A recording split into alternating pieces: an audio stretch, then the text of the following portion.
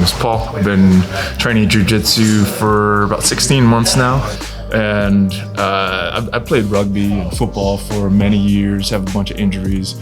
I've had 2 ACL surgeries, have had a torn labrum and rotator cuff, so I had surgery on that. I was like, I don't know, I'm not really moving well and kind of afraid to get injured. But when I went to one of the classes here and just kind of did it as a trial, I was like, this is moving very slow and was very different from what I saw at the other school, how they trained.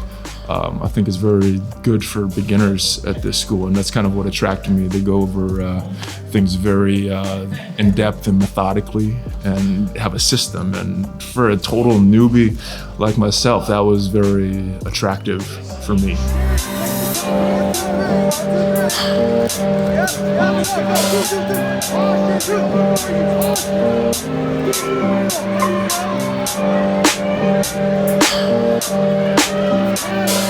Like I said, I've had a lot of injuries in the past.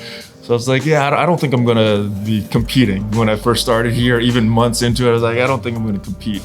But Ryan texted me and said there's this competition coming up, and I was like, oh man, I don't know how my knees are gonna handle that. I haven't really worked a lot of stand-up, so that was a big fear of me. Once I got to the ground, I felt comfortable because that's the stuff we drill all the time, but was kind of avoiding a lot of stand-up just because I wasn't sure what would happen to my knee, twisting wrong or something unfamiliar with. So the reason I entered it, because I was scared. So I was like, all right, I'm gonna enter this, there's no backing out. And so it was a fun time. It was a lot of nerves leading up to that. My emotions were like, oh yeah, I'm gonna do good. And then like, oh man, I suck. And my emotions were just all like that leading up to the competition. And when I got in there, the person actually watched the channel. I was like, hey, how are you? I'm Paul, nice to meet you. It's like, is Ryan here? so it's kind of funny. So I'm glad he didn't say, oh, is the comma guy here? Is Dave here? Well, when he met Ryan, Ryan's like, oh, Dave's right there. He was like, oh, I can't talk to Dave. But and eventually he got to Dave, and it was a very good environment. It's not like I'm like, oh, I'm gonna kill you. I think everybody was all friendly. The person I went up against in a tournament, it was his first competition too. So I was talking about how nervous I was. He's like, oh, I have that exact same thing leading up to this. So I think both of us had a lot of nerves in the competition, and that got to me energy-wise while I was actually in the match.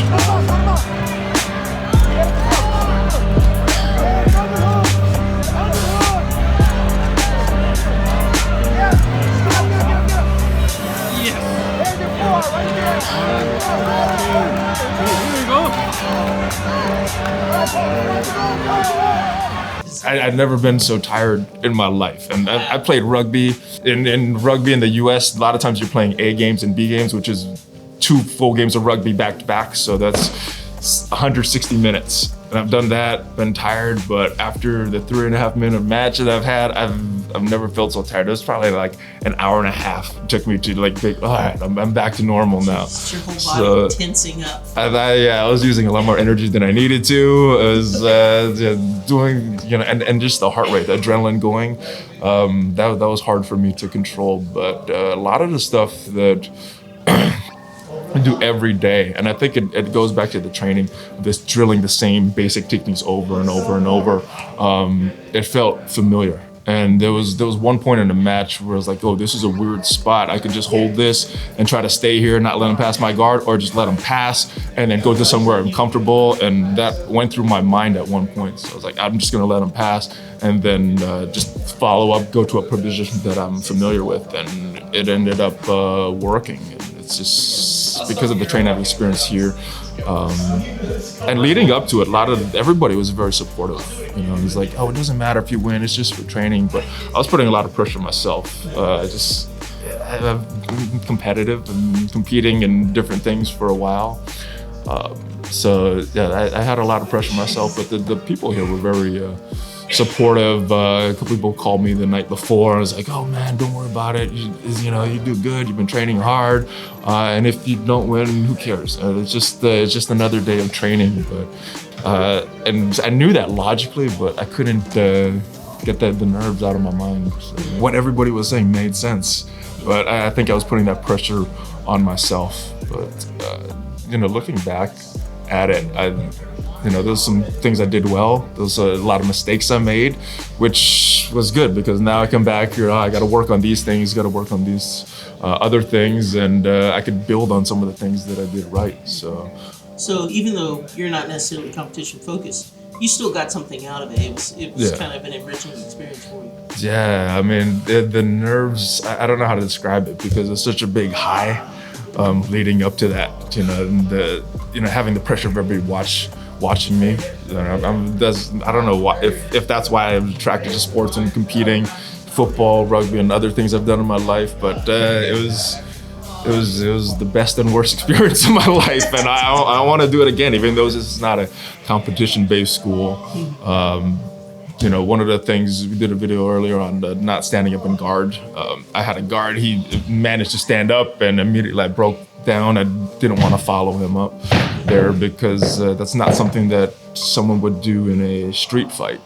So even it might be effective in competition, I didn't want to use something that hadn't been trained.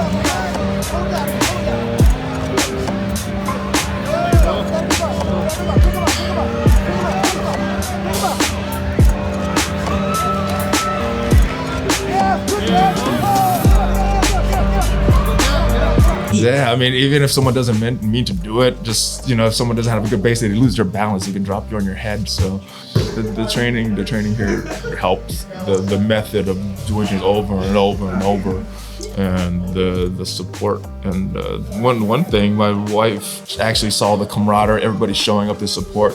She actually started Jiu-Jitsu as a result of just seeing the interaction in the tournament. So that's a positive thing. So now my kids are doing Jiu-Jitsu, I'm doing Jiu-Jitsu, my wife's doing Jiu-Jitsu, so it's like a big family thing just as a result. Your wife did something pretty fun when she just joined this week, right? She had a test to trial the day after the tournament, and then she just joined a few days ago. And she did something pretty funny, didn't she? Yeah, there was a red belt tradition from I think someone named Reddit. I did my internet research, and for your first time in the Jiu-Jitsu, your official class, you're supposed to bring a pineapple and give it to the instructor, because I don't want to see what the bad stuff that could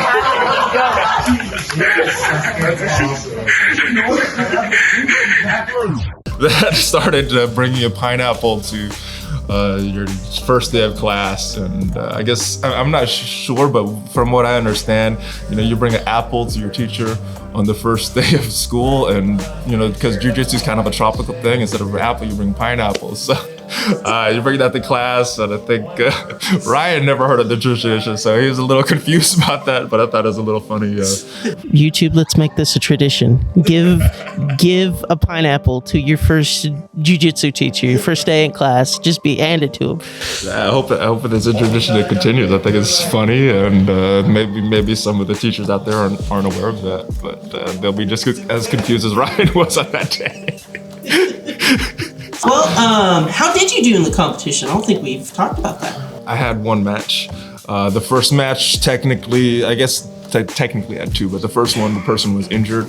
So my first match was technically won by forfeit. The second match was the gentleman that we talked about, and it's a tough match. Ended up getting a submission on him.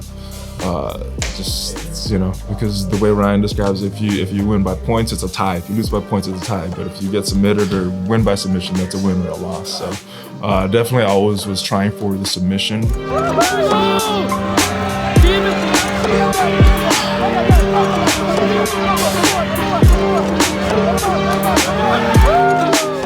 It was a head and arm choke from cross side. And I was expecting to go to mount because you got more pressure from mount, but luckily for me and my fatigue, he tapped before I did that. And then I entered absolute, but there was nobody who wanted to fight, so I technically won absolute as well, but I didn't have a match, so I don't know if that's necessarily a win. This is where you look at the medal and you're like, well, I wasn't gonna take it. It's like I don't have a match, but one of the other instructors just like, no, you go get that medal, because it's not like you showed up, nobody fought, you got to go medal. You won your match, nobody wanted to fight you, so yeah, go get that thing. So like, all right, whatever, it'll be a good story. So Ryan was there, Dave flew in, Greg flew in, both of them from the Irvine campus. So, you know, it was cool.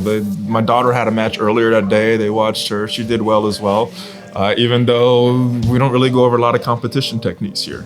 You know, just the basics, you know, the pressure, standing on base, connection to the opponent. That's what I tried to focus on. I think there was another video on his channel where they talked about Hickson not leaving space for their opponents. So that's always going to my head. Try not to leave space, trying to leave space. And if you watch the match, there's a lot of space there. So I definitely have stuff to work on, but that's what's going through my head. So yeah, I think competition, there's benefits. You know, even if it's not necessarily going for the win, and you know, some competition schools will have an advantage because there's certain things that are very good for competitions that aren't necessarily good in the street, but just the stress level that you experience in a competition, it's not as much as I assume you would have in a street fight, but it replicates that. You get your adrenaline going and trying to keep your head clear while all that adrenaline going in a high stress situation. I think there is some benefit for that. It's a good test. It's a good gauge of where you're at